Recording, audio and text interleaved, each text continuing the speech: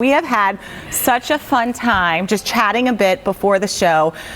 First, I want to point out this is not a sequel to Sex and the City. It's not a sequel. It is different characters, but it has the same feeling that I had when I was writing Sex and the City, of feeling like a single woman in uncharted territory, and like so many of my Sex and the City girlfriends, I ended up getting married. Some of my girlfriends had kids. They met their Mr. Big, they met their Aiden, they met their Harry. They had kids, and then something happens, and it's basically what happens if the happily ever after doesn't work out, and then you find yourself in your 50s or even 60s, single again, and really having to start all over. You talk about in the book, Is There Still Sex in the City, about this middle-age madness. Yes.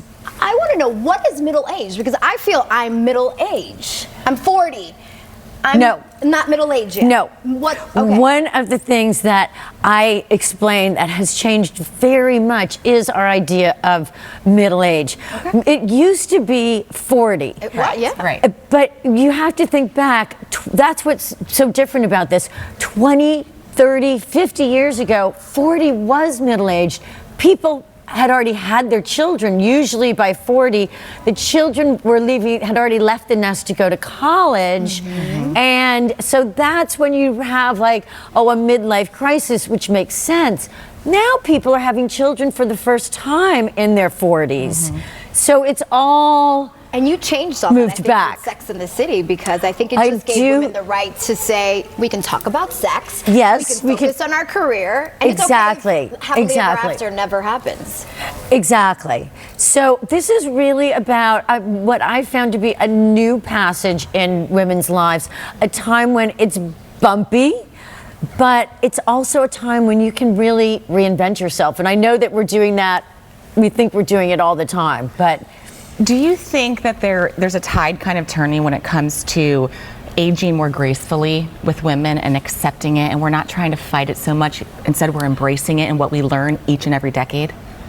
You know, the interesting thing is that everybody feels younger now. Yeah. I mean, honestly, somebody who's 35 today looks so much younger than somebody who was 35 25 years ago, or even 10 years ago. Yeah, absolutely. So I think really what it's more about, and we live in a time when social media is so important. Mm-hmm. So let's face it, the reality is that probably how one looks is possibly more important.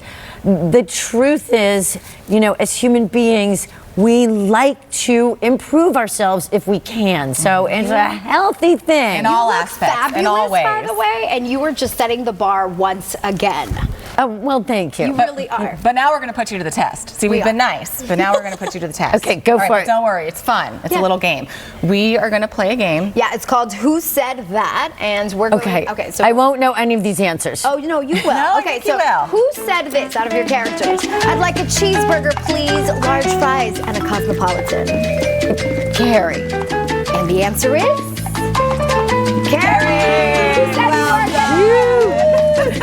All right, question number 2. Can you go 2 for 2? I think you can. I think you All right, can. Who said, I read that if you don't have sex for a year, you can actually become re-virginized? I feel like it's Charlotte. Yep, got it, Charlotte. And the crazy thing is, those are still some of the things that we're dealing with. Is there still sex in the city? Right. Because it's still all of those things. Yes. So in a way, it's like what I've learned is that nobody's retiring at 50. Nope. Gather as much knowledge as you can. In all departments, apparently, right? In all departments, exactly. All right, we've got 2 more questions. Let's see if we can get to the 3rd one here before we let you go. So someone said, I feel the same way about being a bridesmaid, the way you feel about Botox, painful and unnecessary. I want to say that it's Carrie, but I think it's probably Samantha. You were right. Yeah. You were pretty good at this. I know that you called Carrie your alter ego at one point.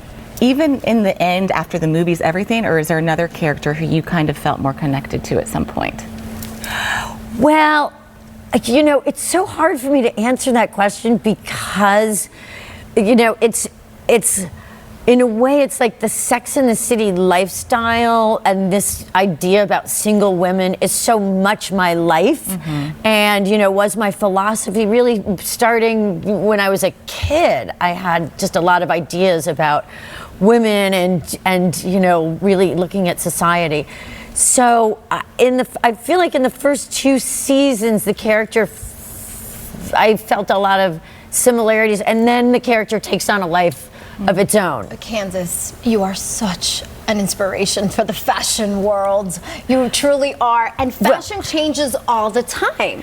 As you get older, some people say, you know, you can't, you shouldn't have long hair, you should cut your hair, you shouldn't wear a bathing suit. Is that, what's your Well, it's something that, you know, I'm not kidding. You are looking fly today with your shorts. Well, thank you. But you know what? It's something that, yeah, I mean, I struggle with it. You do? Well, yes, you know, should you, you know, you don't want to look like you're trying too hard, because the reality is, you know, you can only do so much, and then you have to let it go, and it's about your personality. It just is. Candace, I have an 11 and 10-year-old daughter at home, and they have brought back the scrunchie. Yay!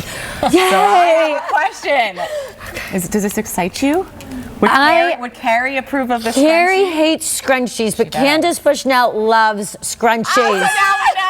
I am always on the hunt for the great scrunch. They don't leave dents in your hair like yes, hair they ties don't do. leave dents in your hair, and I have to use. I mean, I have used an elastic band in my hair every single day of my life. I am so happy for the scrunchie. Is there still Sex in the City for any woman at any age? Yes, there is. And you know what? It's not just sex. It's you know, it's like your mojo. It's like power. It's the confidence. It's your vibe. Yeah, it's what you put out there and how you feel about yourself. Okay, one more question. Can we just play one more question? Do we have it, guys? Are we ready? Do you want to get that in? Okay, let's see it. Put it up on the screen. You two are crazy to get married. Marriage ruins everything. Miranda. Yeah. We know that when she was all upset, and then it ruins the whole. What that created. Yes. But it made for a really good movie. It did. It did. You are fantastic, and when I grow up, I want to be just like you. Oh, thank you. Thanks for being here. Guys, for more information on the new book, head on over to NBC6.com/6inthemix. You can also follow Candace on social media.